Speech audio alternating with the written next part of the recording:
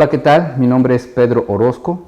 Bienvenidos a este Centro Mundial de Altos Estudios para la Innovación y la Transformación desde la complejidad y la transdisciplina, aquí al sur de la capital de la República Mexicana.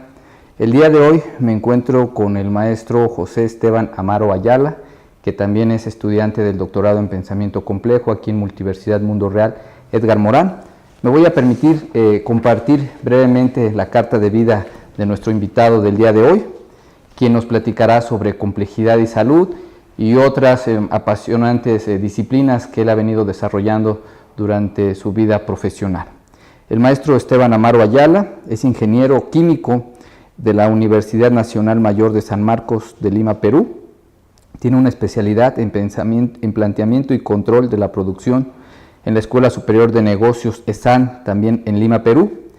Ha trabajado yoga en la Facultad de Yoga de la Fundación Sergei Reynaud de la Ferreire de Lima, Perú, diplomado en Educación Ambiental de la Universidad Nacional del Estado de México, instructor de yoga certificado por la CONADE, tiene una maestría en psicoterapia gestal en la Universidad Gestal de América, traductor del inglés al español, Centro de Enseñanza de Lenguas Extranjeras de la UNAM, doctorante, como ya mencionaba yo, sobre el pensamiento complejo en Multiversidad Mundo Real, Edgar Morán. Tiene una experiencia también como catedrático, como docente en diferentes áreas, diferentes materias.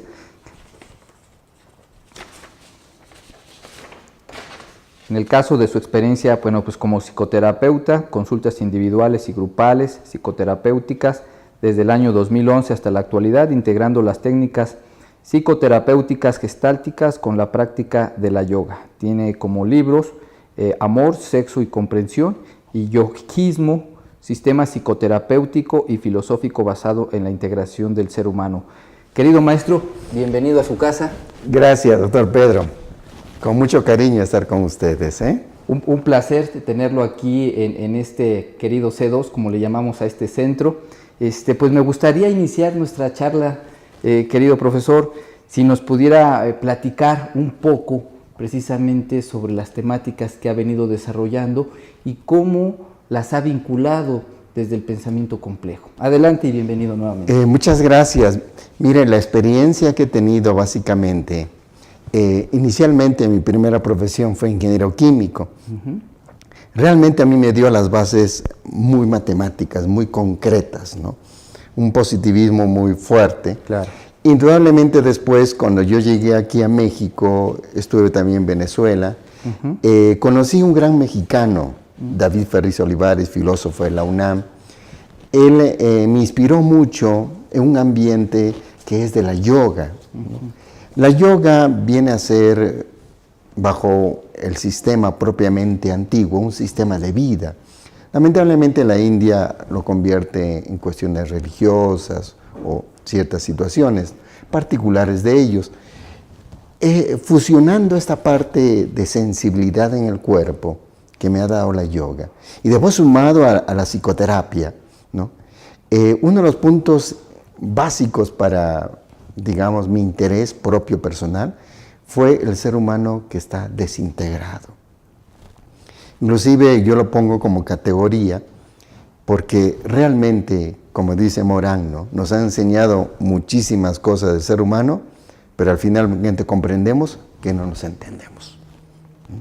Esta parcialización de la ciencia en el ser humano, no como ciencias del hombre, ¿no?, que debería ser así, sino como ciencias subdivididas, me ha llevado a comprender de que el ser humano está desintegrado.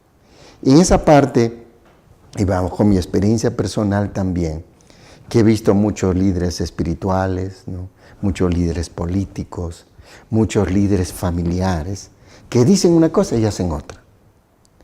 ¿A qué se debe eso?, ¿no?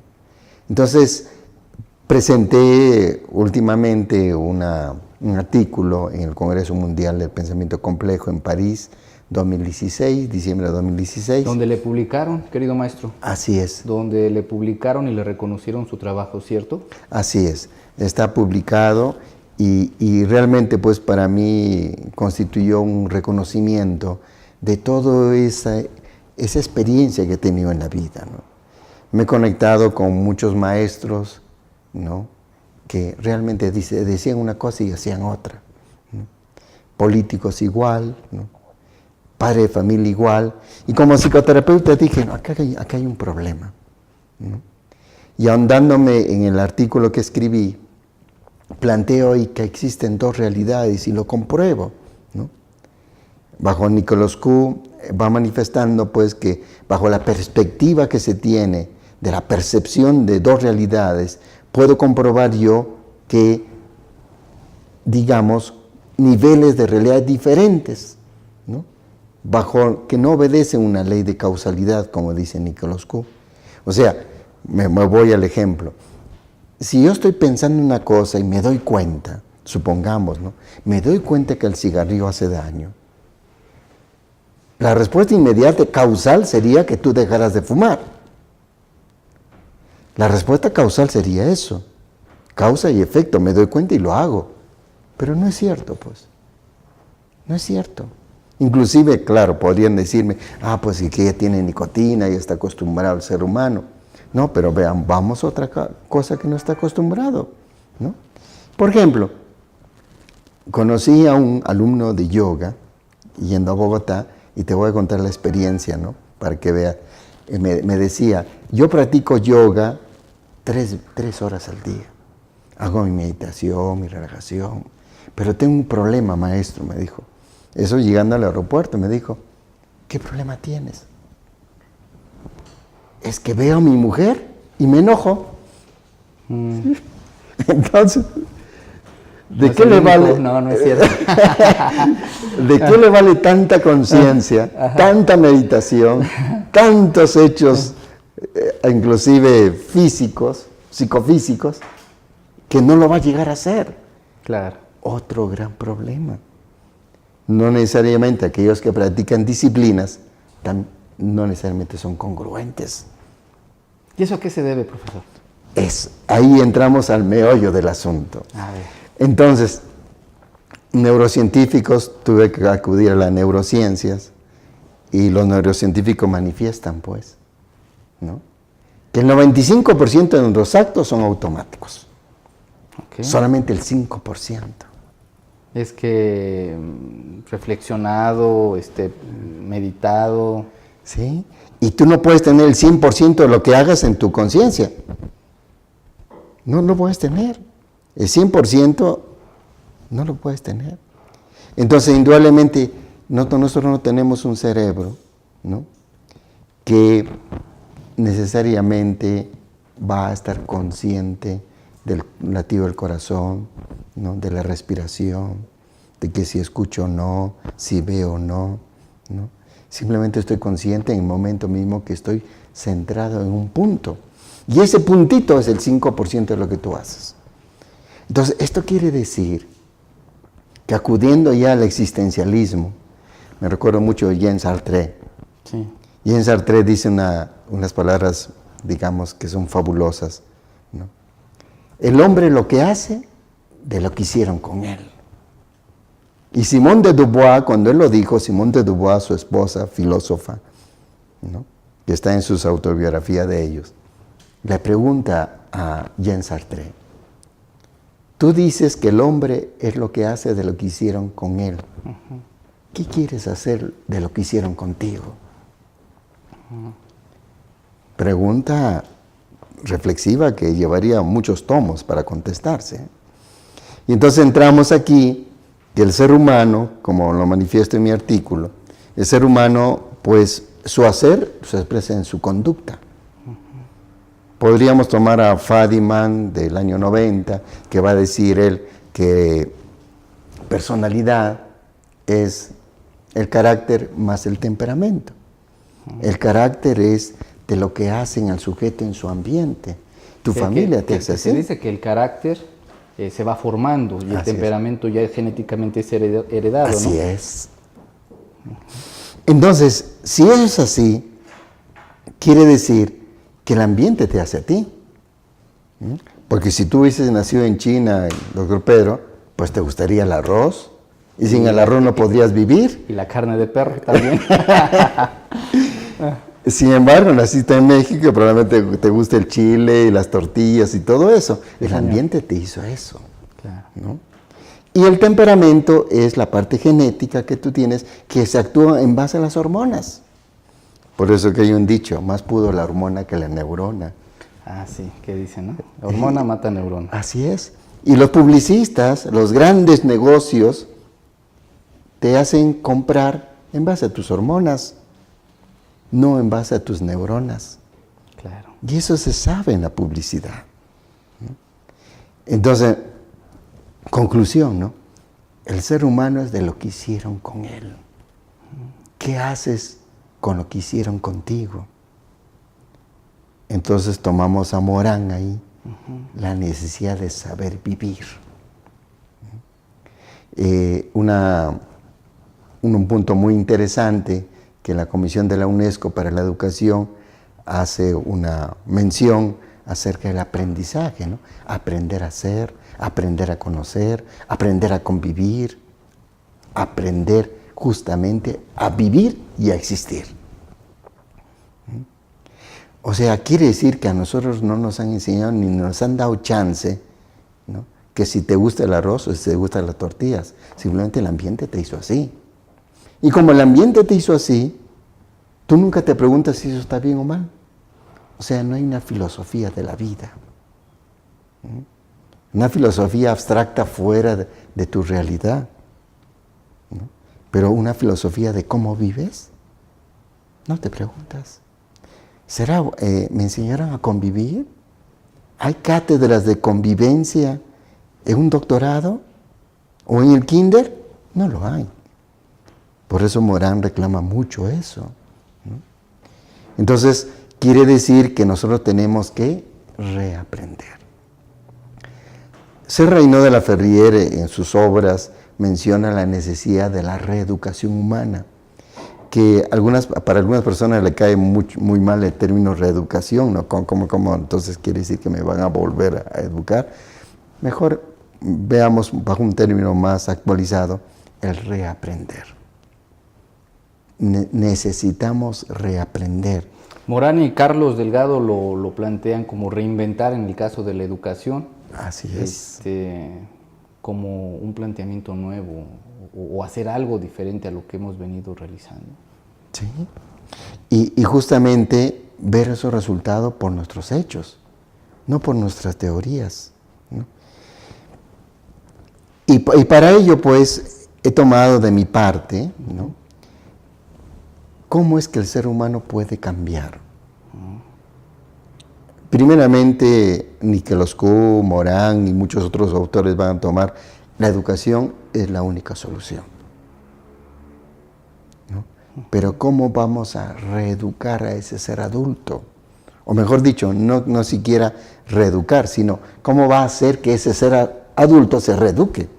Porque yo no lo voy a reeducar. Quizá le dé los instrumentos. Porque como bien digo en mi artículo, ¿no? La reeducación humana no es una obligación, es un derecho. Cada quien tiene que asumirlo. Porque si te obligan, tú no lo vas a hacer. A ver, dile al fumador, pues deja de fumar, va a seguir fumando. Porque justamente le estás afirmando que deje eso, ¿no? Como bien decía un maestro, Gurdjieff, principio del siglo XX, oriental, ¿no? El hombre no soporta que le manden. Entonces, indudablemente ahí tenemos que utilizar técnicas psicoterapéuticas para la reflexión, que tanto lo valora Morán también en su literatura, ¿no? Claro, y hay un principio en psicología, si me permite, que dice que cuando se prohíbe la adicción, se incrementa la obsesión. Así es. Entonces, el ser humano tiene que saber elegir, ¿no? Entonces, yo más bien, como persona que quiero ayudar a otro ser humano, tendré que tener los instrumentos para la motivación y para llegar a la comprensión de ese ser humano, como bien lo califica y lo diferencia también de la explicación y la comprensión Edgar Morán, ¿no? Y me parece maravilloso, porque solamente comprendiendo a un ser humano, tú vas a poder decir cómo le puedo ayudar. De lo contrario, no. Entonces, las universidades nos enseñan a explicar las cosas, para comprendernos? Quizás no. Entonces, llego a esta parte tan interesante del mundo psicoterapéutico y el mundo filosófico, y la complejidad para mí y la transdisciplina han sido instrumentos muy valiosos, ¿no?, para poder explicarme cómo unir la conciencia del ser humano, de lo que se da cuenta y de lo que hace, para que sea íntegro, para que sepa vivir ese ser humano. Entonces necesitamos primeramente que el ser humano se dé cuenta. Para ello, muchas técnicas psicoterapéuticas existen. Y en mi experiencia de psicoterapia, puedo decir que la persona llega a una psicoterapia y sí se da cuenta. Pero a mí no me garantiza que ese ser humano que se dio cuenta lo haga. De 100 personas que asisten a una psicoterapia, quizás diríamos, solamente el 25% hace de lo que se dio cuenta. Y de ese 25%, quizás un 5% es efectivo y afectivo al mismo tiempo. Porque muchas veces también tienen que luchar con su afectividad. Como bien Nicolás Kuhl lo va a señalar, no basta la afectividad, hay que ser afectivo también. Y entonces es muy necesario eso. Entonces ahí comprendí de que el ser humano necesita disciplinas para su conciencia, ¿no? Necesita reflexionar primeramente, darse cuenta. Y luego de ahí ir a controlar la parte hormonal, que es la expresión que más gana en la acción del ser humano. El 95% de lo que tú haces es hormonal. Entonces ahí entraríamos a la parte del famoso triuno cerebral, ¿no? Donde tenemos... ¿Qué es el triuno, profesor? Max Klein y otros autores van a manifestar que tenemos un cerebro en 3 campos, ¿no? Un cerebro cognitivo, un cerebro emocional y un cerebro instintivo. Ah, ok. Yo recuerdo este cerebro profundo, este cerebro donde se encuentran, por así decirlo, las pulsiones básicas, ese cerebro reptiliano, ¿no? Así que es. le llaman, o instintivo. Así Entonces, luego el cerebro cognitivo y el emocional. O mamífero también le llaman. Sí, ¿no? Que es como que el encéfalo ha experimentado evolutivamente, si me permite, pues un desarrollo, una formación, y la parte más lograda se dice que son los lóbulos frontales, es decir, donde se encuentra la autocrítica y heterocrítica, que entre ambas dan la capacidad de juicio, ¿no? Así es. Entonces la neurociencia nos explica muchas cosas maravillosas del cerebro, ¿no? Y por lo tanto tenemos que recurrir a Morán, y yo lo admiro mucho porque tiene un pensamiento muy de vanguardia, ¿no? Esa parte de la síntesis en sus bucles recursivos, ¿no? Esa conciencia y ese hacer del ser humano, yo personalmente lo puedo estudiar bajo cerebro, mente y cultura. Aquí quisiera hacer un pequeño espacio, querido profesor, para que las personas que nos siguen y tal vez no están tan familiarizadas con esta terminología, ¿nos podría nada más platicar un poquito sobre este bucle recursivo del doctor Edgar Morin? Sí. Para la comprensión humana, social, de lo que es el ser humano y lo que hace, ¿no?, necesitamos nosotros muchas ciencias alrededor de ello. Por ejemplo, para analizar nada más tu conciencia, ese universo de conciencia, como dicen muchos neurocientíficos, necesitas tu fisiología, necesitas biología humana, anatomía, necesitas psicología, psiquiatría, bioquímica, inclusive antropología, historia. Entonces, digamos, ¿cómo voy a sintetizar? ¿Cómo voy a hacer todo ello? Entonces tenemos que recurrir a el nacimiento de nuevas, digamos así, terminologías que sintetizan mucho. Por ejemplo, las neurociencias. Las neurociencias ha reunido biología, ha reunido psicología, y la psicología muchos están temiendo que lo van a desplazar, psiquiatría, etc. Entonces, un listado de disciplinas en las neurociencias. Asimismo, el bucle que plantea Edgar Morán, cerebro, mente, cultura, reúne muchísimas disciplinas a su alrededor. Okay. Entonces, esos bucle recursivo porque la mente te lleva al cerebro, el cerebro te lleva a la cultura te lleva al cerebro, y también te lleva a la mente. Entonces, quiere decir que nosotros no podemos actuar sin la cultura. Claro. Somos productos de una cultura. Somos productos sociales. Así es. Pero indudablemente también ahí viene la pregunta, ¿no? ¿Seré siempre producto de una cultura o yo podré contribuir para que haya una nueva cultura? Entonces ahí tomaría palabras mucho también de ese Reino de la Ferrier, ¿no? De Jean Sartre, ¿no? Hay que saber existir, ¿no? No solamente confórmate tú con lo que eres el producto de algo, reflexiona sobre eso y vete al campo si lo deseas transformar y ayuda a tus semejantes. Pero nos hablaba entonces de mente, cerebro y cultura. Y cultura, que es el planteamiento que usted propone. Así es, Okay. Para ese estudio del hombre. Entonces, por lo tanto, ese bucle recursivo es maravilloso, esa triada, ¿no? Porque inclusive podemos tomar otros temas y estudiar también bajo ese bucle recursivo. Entonces, estamos entrando bajo el pensamiento de Morán, ¿no? Y bajo otros autores, al siglo XXI, a un siglo de síntesis, que no va a desplazar al análisis, porque sería un error, ¿no? Sino tenemos que buscar, ¿no? Terminologías, categorías que sinteticen muchas disciplinas. Y así de esa manera poder nosotros estudiar la realidad tal como es. A mi modo de ver, complejidad es igual a realidad. Porque disciplina es una realidad parcializada. Que bueno, existen muchas realidades por ahí, ¿no? Se dice que no hay una sola realidad, sino que son muchas realidades. Aquí cito al maestro emérito Alexandre de Pomposo, donde alguna vez en una plática me compartía que un esquizofrénico, por ejemplo, que tiene alucinaciones auditivas o visuales, él está viviendo una realidad. Él está teniendo alucinaciones incluso táctiles, ¿no? Él siente realmente. Entonces él está viviendo una realidad, obviamente producto de su enfermedad, ¿no? Si partimos que la esquizofrenia es pues la psicosis, es esquizos, roto y frenemente, entonces una mente rota, una mente pues psicotizándose en este sentido, diferentes realidades. También por ahí alguna vez revisando yo unos documentos encontré que la interpretación correcta de la realidad se llama razón, pero esto nos lleva precisamente a la pregunta que le quiero formular. ¿Es posible el bienestar y el bien vivir, profe?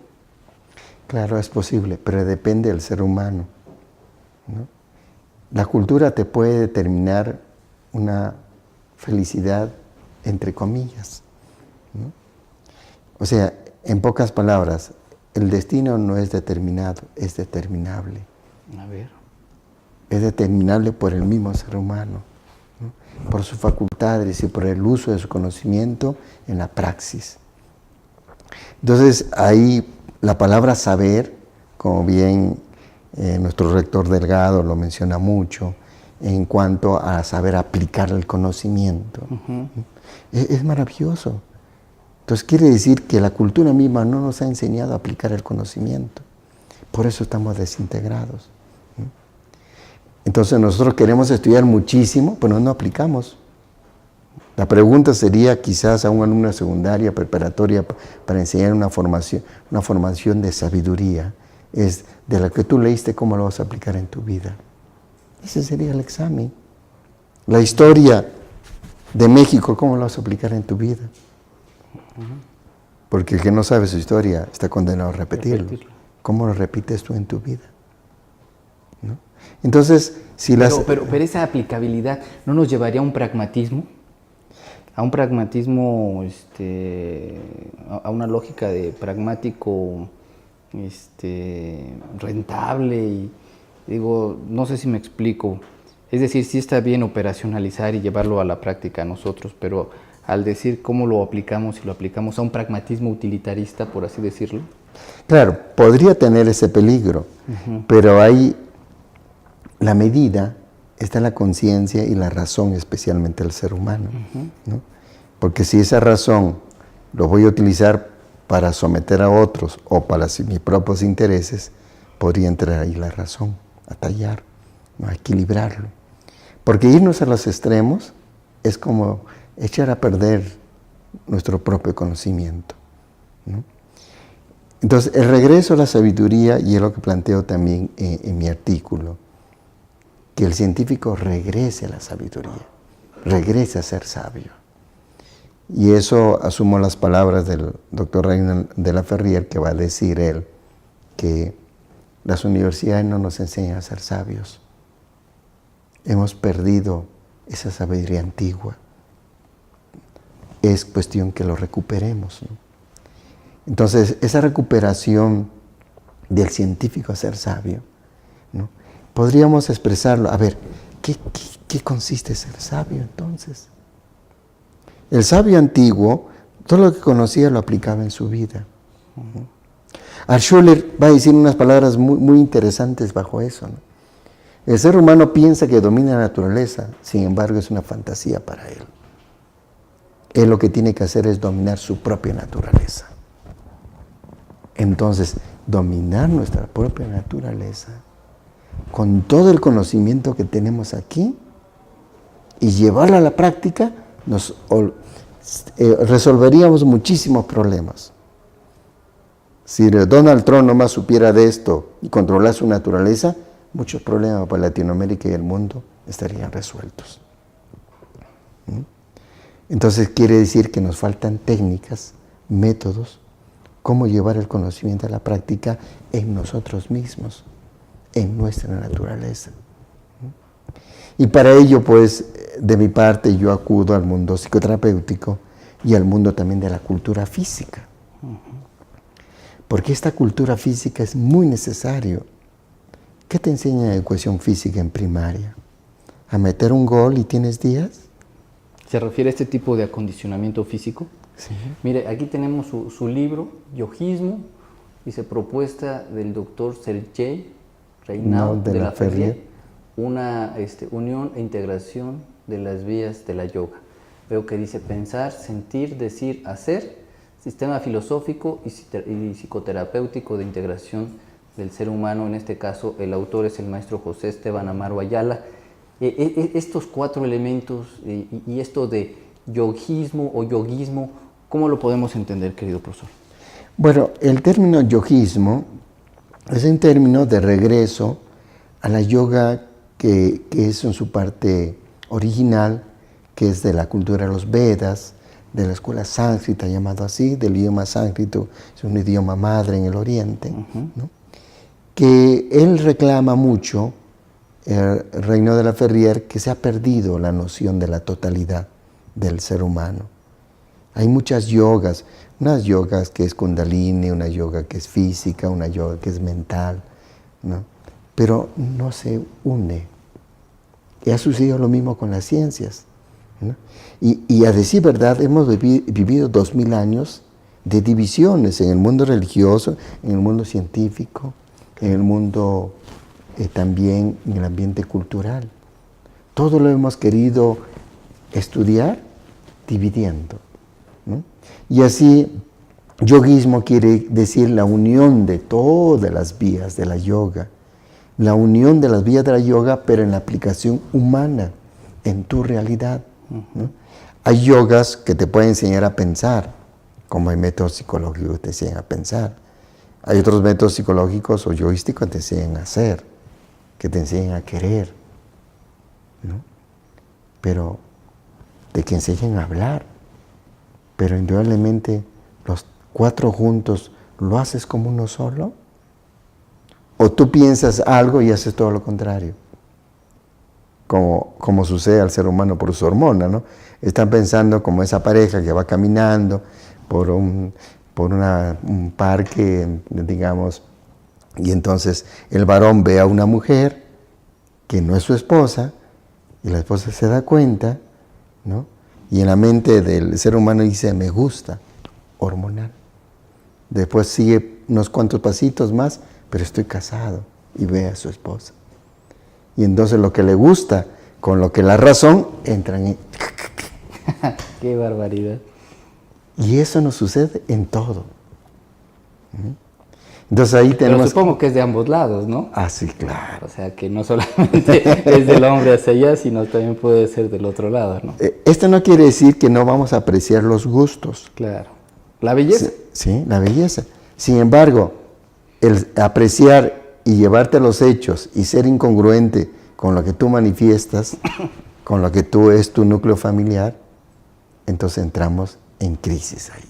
Claro. Entonces, fíjate, necesitamos recuperar nuestra cultura física. Los aztecas tenían danzas, los mayas igual. Y esto va de la mano con la alimentación. Así maestro. es, con la alimentación, ¿no?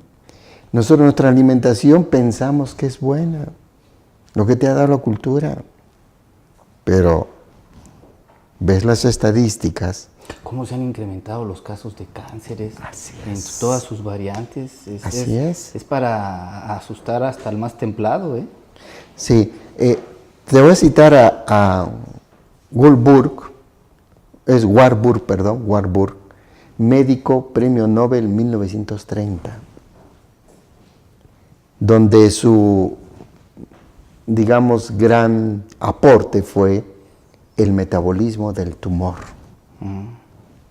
Con eso se ganó el premio Nobel. Él va a decir, ¿no?, en su artículo, que el gran problema del origen del cáncer está en el estilo de vida del ser humano. Ya lo decía en 1930.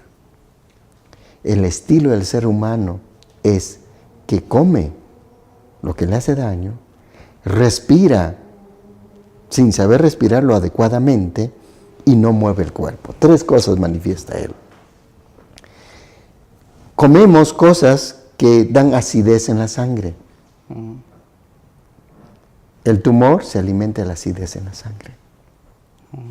No sabemos respirar, que la respiración es, respiras 25.920 veces al día, aunque no te des cuenta. Y como no sabe respirar, no purifica la sangre adecuadamente. No mueves el abdomen al respirar. Psicoterapéuticamente yo diría, el que no mueve el abdomen al respirar es neurótico. Y eso está demostrado. El 95%, por no decir el 99% de la humanidad, ¿no?, para los psicoterapéuticos son neuróticos. Una de las causas, no saben respirar. Aquí en el abdomen están las emociones. No sabes diluir tus emociones. Y eso que cuando eras bebé, respiras moviendo el abdomen. Por eso que el niñito se pelea con su amiguito, respira así y se le quita la emoción y nuevamente está jugando. Oiga, maestro, pero es que de verdad que ahorita que mencionaba esto, sí sé que hay técnicas de respiración, pero usted sale a conducir aquí a las grandes ciudades y enfrenta a X cantidad de personajes que realmente lo ponen a prueba a uno, Así es. a contar hasta 10, ¿eh? Entiendo esta parte de respirar, oxigenarse, lo que usted menciona. Yo no sabía que la acidez podría alimentar a los tumores en ese sentido. Y desde luego, pues todo lo que comemos está impregnado de conservadores. Uno recurre ya en las grandes ciudades a la rapidez, ahora sí que el prepago, por así decirlo, a lo rápido. Y come uno comidas enlatadas, embutidos, todo con conservadores, y al rato tiene uno los problemas de la acidez estomacal, la hipertensión, la cefalea, que muchos de estos males, profesor, déjeme decirle, precisamente en esta línea de trabajo que usted nos comparte, son de origen psicofisiológico. Así es. Yo estudié la carrera de psicología, y ahorita lo que mencionaba usted en torno a que tal vez esta pueda ser desplazada, yo diría que más bien tal vez podría mutar, porque ya se habla de la psicofisiología. Y en la psicofisiología se abandona el término de padecimientos psicosomáticos y se le da el nombre de psicofisiológicos, que esto ya también tiene algunos ayeres, y encontramos, por ejemplo, la hipertensión arterial, la alopecia, que es la caída del cabello, la psoriasis, que es una neurodermatitis de las más severas, desde luego el asma bronquial, y todo esto tiene un componente psicógeno, es decir, se forma aquí, pero tiene una repercusión en el cuerpo. Y esto que usted nos comparte del bien vivir y comprendernos, ¿qué tan importante es que el ser humano se conozca a sí mismo y conozca su entorno, como dice Morán? Es muy importante, es fundamental para saber convivir. Si tú no te conoces a ti mismo, ¿cómo puedes conocer al otro? Claro. Schiller lo va a manifestar muy bien, ¿no? El ser humano que no controla su naturaleza, ¿no?, está dado al abismo. ¿Por qué? Porque justamente, ¿cómo podemos convivir si no nos controlamos nuestra naturaleza? Yo sé que me voy a enojar. Si mi esposa me dice tal cosa, me voy a enojar. Bueno, ahora permítame, perdón, que hagamos ahí un paréntesis, pero el enojo también está justificado, querido profesor. Claro. Digo, obviamente se habla de atemperar los apetitos que usted mencionaba cuando va uno con alguien y por respeto y el compromiso, pero en el caso de la molestia, del enojo, de indignarse, también es una reacción natural. Así es. Así como el miedo puesto al servicio de la vida se llama instinto de conservación, pues si hay un león allá afuera, pues uno no va a salir, ¿verdad? Porque se puede uno convertir en su alimento, pero el enojo ante un delito, una injusticia, que bueno, en América Latina tenemos ejemplos para dar y repartir, también tiene esa justificante. Entiendo que el enojo desproporcionado y su contraparte motora, la ira, la violencia y la agresión, pues tal vez eso es lo que tenemos que cuidar, ¿verdad? Claro. Pero tiene su componente. Sí, naturalmente que sí. Lo que pasa es que control no quiere decir abstención. Eso. Es saber cuándo sí y cuándo no. Tú necesitas enojarte con tu hijo que hizo algo malo y saber decirle las cosas, naturalmente sin golpes, ¿no? Para que él sienta su responsabilidad y le hagas reflexionar. Tú puedes enojarte también con tu pareja y también es dable. Pero que el enojo se vuelva violencia, claro, que el enojo se vuelva sin control, indudablemente eso es lo que tenemos que hacer, saber controlar. Y para ello necesitas saber respirar bien, ¿no? ¿Cómo puedes conducir un coche si no sabes ni mover el volante, ni los frenos, ni el acelerador, ni los espejos?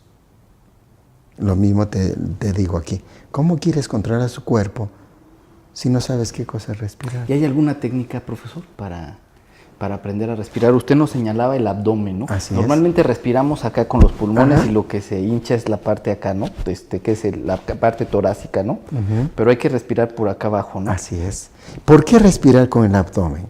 Eso lo hacen los bebés, ¿eh? Pero se olvida después cuando empiezan a caminar, porque la presión atmosférica cae en los hombros. Entonces tú necesitas... o sea, lo olvidamos, no es que... No, o sea, lo olvidamos. Okay. Es natural para todo ser humano. Todo ser humano que nace mueve el abdomen al respirar. Mira a un bebé y vas a darte cuenta. El bebé está respirando bien, pero el adulto ya no. ¿Qué pasa? Cuando tú mueves el abdomen hacia adelante, el pulmón es como un cilindro. Entonces, si mueves el abdomen, jalas el aire y se llena la parte inferior del pulmón. Cuando no mueves tu abdomen, solamente estás llenando la parte superior. Exacto. Entonces la parte de abajo está atrofiándose. En biología hay un principio, órgano que no se usa, se atrofia. Claro. Y es cierto, tú estás atrofiando tu pulmón, ¿no? Entonces, por lo tanto, no respiras bien. La respiración es el motorcito para nuestro corazón. Nuestro corazón, cuanto más respiras tú controlas a tu corazón. Con tu mente tú no puedes controlar tu corazón. No, son procesos autónomos. Sí, pero lo puedes controlarlo fisiológicamente. Respira rápido, tu corazón late. Respira despacio, el corazón baja su latido. Ah, caramba, es una maquinaria que sí lo puedo controlar. No es automático 100%. Es automático porque tú no sabes cuáles son las técnicas fisiológicas para controlarlo. Entonces, ¿quiere decir que hormonalmente también puedo controlar? ¿No? Sí. Para las personas que nos siguen a través de los diferentes medios aquí en nuestro programa, profesor, así rápidamente, brevemente, alguna técnica que nos pueda compartir precisamente. Ya nos dijo que respirar a través del abdomen, ¿cierto? Ajá, así es. Y también, por otro lado, saber relajarse. En mi experiencia de esta cultura física, de la yoga, no estoy hablando de una yoga oriental, estoy hablando de una yoga, ¿no?, plasmado en la realidad del mundo occidental. No yoga como religión, yoga como sistema de vida, ¿no? Entonces, saber relajarse es saber soltar los músculos, ¿no? Cuando tú sueltas tus músculos, tu tensión mental se suelta. Que eso pasa cuando está uno dormido. Así es. Pero no todos los que están dormidos tienen relajado la mente, ¿no? No sabemos dormir. Por eso te digo, no sabemos vivir. Que sí, ¿verdad? Luego despertamos así como con una sensación de cansancio, como si no hubiéramos, válgase la expresión, descansado. Y tú sabes, fíjate, utilizando todo el conocimiento, ¿tú sabes que el hígado deja de funcionar cuando el sol se acuesta? No, desconocía, profesor. ¿Sí? El hígado deja de funcionar cuando el sol se acuesta. Y el hígado es el laboratorio químico que te procede. O sea, quiere decir que todo lo que tú comas después que el sol se acostó, se convierte en grasa. Por eso, no sé, válgase la expresión, si se recarga uno al momento de cenar, come de más, empieza uno a acumularlo en tejido adiposo. Así es. Entonces, ¿qué quiere decir? Que no sabemos comer. ¿La sociedad te enseña a comer? No te enseña a comer adecuadamente. Te enseña a comer según papá y mamá comían, según los abuelitos comían. ¿Pero será adecuado? Esa es la reflexión de la filosofía de la vida. No tenemos una filosofía de la vida. Pero es que también, profesor, entre los avatares del mundo moderno, que le mencionaba yo el tema del tiempo, de andar corriendo, los tráficos, los tiempos de traslado, particularmente en las grandes metrópolis, y por otro lado, las cuestiones financieras, profesor. Así es. Es decir, yo no sé, le preguntaría a usted si para comer bien se necesita mucho dinero o simplemente hay que saber comer e invertir, porque bueno, el tema de las carnes rojas, ¿cómo lo trata usted? Pues mira, las carnes rojas en especial tienen pues un alto índice de toxicidad, ¿no?, que ya los médicos lo conocen, ¿no? El que está enfermo del corazón o tiene cáncer, a veces ya le prohíben actualmente dejar de comer carnes rojas. Pero también tienen proteínas. Sí, tienen proteínas. Pero fíjate, ve, vamos a esa parte también de varios autores que ahorita no me recuerdo los nombres, inclusive de complejidad. Menciona que la identidad humana es de acuerdo a la naturaleza. Sí, es cierto. ¿Y cuál es nuestra naturaleza de nuestro aparato digestivo? ¿Tenemos dientes de un león? No, ni garras. Ni garras. ¿Tienes los intestinos de un perrito que come carne? Y huesos también. No tienes. Los intestinos que tenemos nosotros son de 7 metros. De los carnívoros, animales son de 3 metros. Nuestro diseño está aquí para fermentar, no para la putrefacción. La putrefacción es de carnes, la fermentación es de vegetales. O sea que sería más bien como un diseño vegetariano. Así es. O sea, nosotros estamos diseñados para comer vegetales.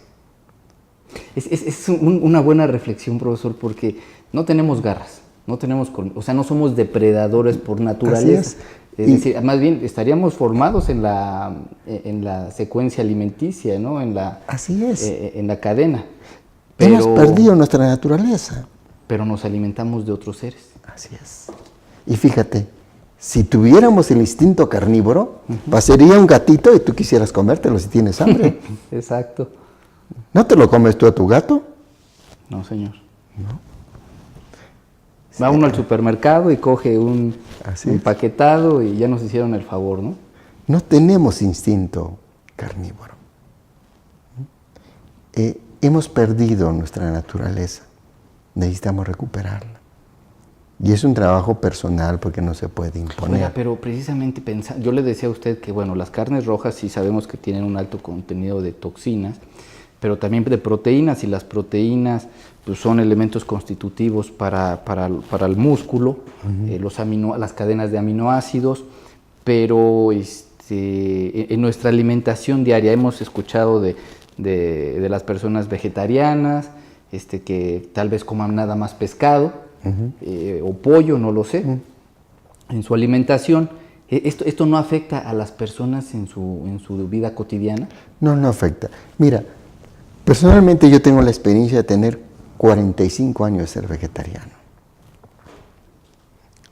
Tengo mi esposa que es vegetariana, mis hijos que son vegetarianos, mis nietos que son vegetarianos, y te podría decir, ¿tienen deficiencia? No. Es que también es cierto, vegetariano que no conoce cómo alimentarse puede desnutrirse. Y es cierto, tenemos que tener conocimiento. Y el conocimiento básicamente de las proteínas necesarias para el ser humano en los vegetales está en la combinación de leguminosas con cereales. ¿La soya, por ejemplo? La soya, pero hay que comerla con otro cereal. O sea, la leguminosa es la soya. Tenemos que comerla, masticarla con un cereal. Ahí están las tortillas, está el arroz, está la avena, está el trigo. Entonces, tenemos que saber que eso, masticándolo juntos, crean los aminoácidos necesarios. Es decir, hay aminoácidos vegetales, por así mencionarlo. Sí, así es. Como alguna vez en una clase, ya muchos años recuerdo, mencionaban que de estos aminoácidos esenciales se encontraban en la tortilla, en el maíz, y que con frijoles o como les llaman en otros lugares, porotos, habichuelas, etcétera, ahí está el triptófano, que es otro aminoácido esencial, y que si bien es cierto que no permite desarrollar tallas muy grandes, precisamente digo en complexiones, por ser de origen vegetal, usted nos corregirá esto, pero finalmente la persona está nutricionalmente apta, está bien. Sí, sí, y diríamos, hay que saber comer, ¿no? No comer por comer, es una moda, no es ninguna moda, es regreso a tu naturaleza, tener tu propia identidad. Para ello necesitas capacitarte y hacerlo, ¿no? Y mucha gente ha sido vegetariana actualmente porque se enferma. ¿La diabetes? La diabetes. Claro. O otras enfermedades. Claro, se ven presionados para hacer algo que quizás ellos mismos no quieren serlo.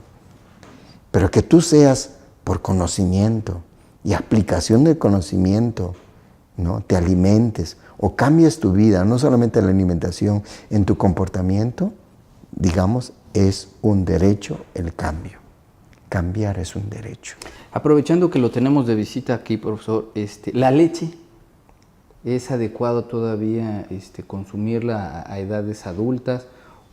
Y eso se lo pregunto porque usted mencionaba esto de los intestinos, las longitudes, precisamente anatómica y morfológicamente, cómo es el ser humano, realmente para qué está diseñado en torno a la naturaleza a la que forma parte.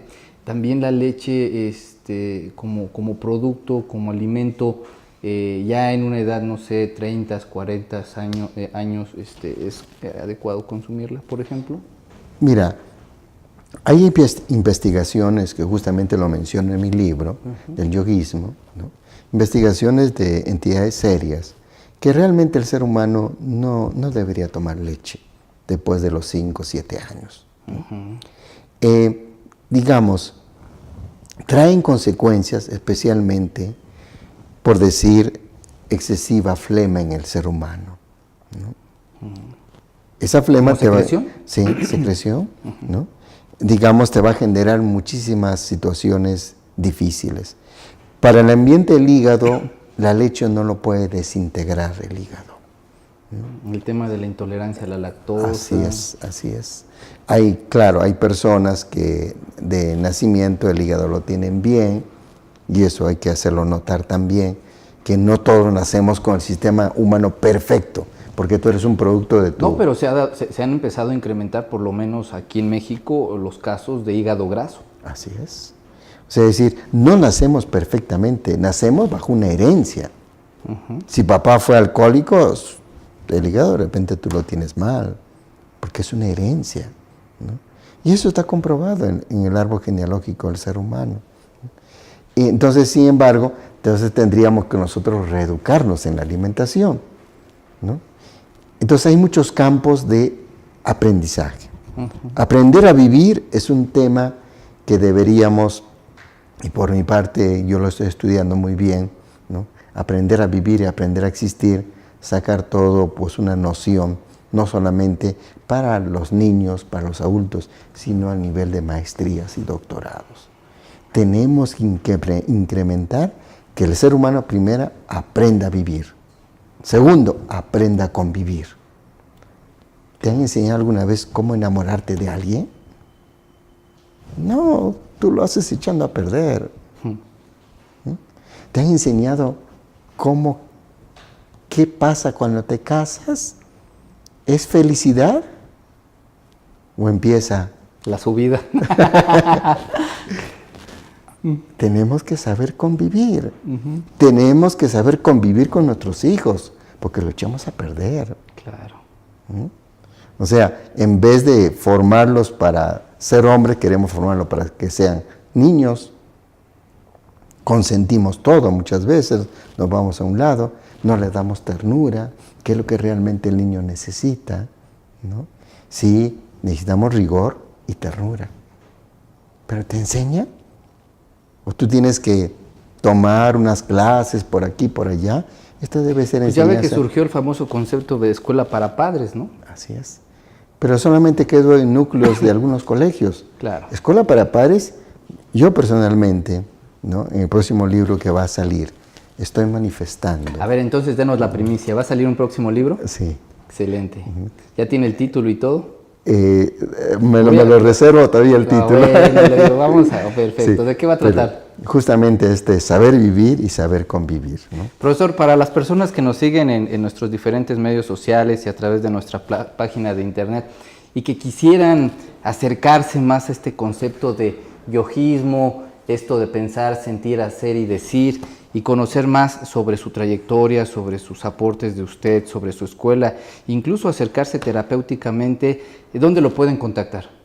Mire, mis teléfonos son 36 17 13 70 en Ciudad de México o el 4167 3585, ¿no? También, si desean visitar la página, por favor. Nosotros tenemos la página unint.org, unint.org. UNIN viene de Universidad Internacional, son las siglas de la Universidad Internacional, que estamos nosotros formándolo. Tenemos ya 10 años en formación, estamos preparando muchas situaciones, sobre todo en este campo de saber vivir y saber existir, ¿no? Como la yoga, ¿no? Que finalmente es el bienestar. El bienestar humano. ¿Su correo electrónico, profesor? Puedo darle 2 correos electrónicos. Uno es srferriere@hotmail.com o el personal es rectoría.fai@gmail. Nuevamente, por favor, a ver. La última es rectoría.f de Fernando, A de Amar, E de Esteban y I de Iglesia, ¿no? @gmail.com. Perfecto, pues mire, como siempre digo, las arenas del tiempo corren en nuestra contra. La verdad que ha sido muy aleccionador platicar con usted y sobre todo la reflexión a la que nos invita. No solamente es acumular conocimientos, sino aplicarlos y que estos conocimientos nos enseñen a vivir y a convivir.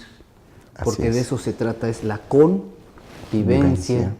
Y tal vez si aprendiéramos muy bien y le aplicáramos este concepto en términos ciudadanos, en términos de pareja, en términos laborales, sería más agradable precisamente todos estos espacios.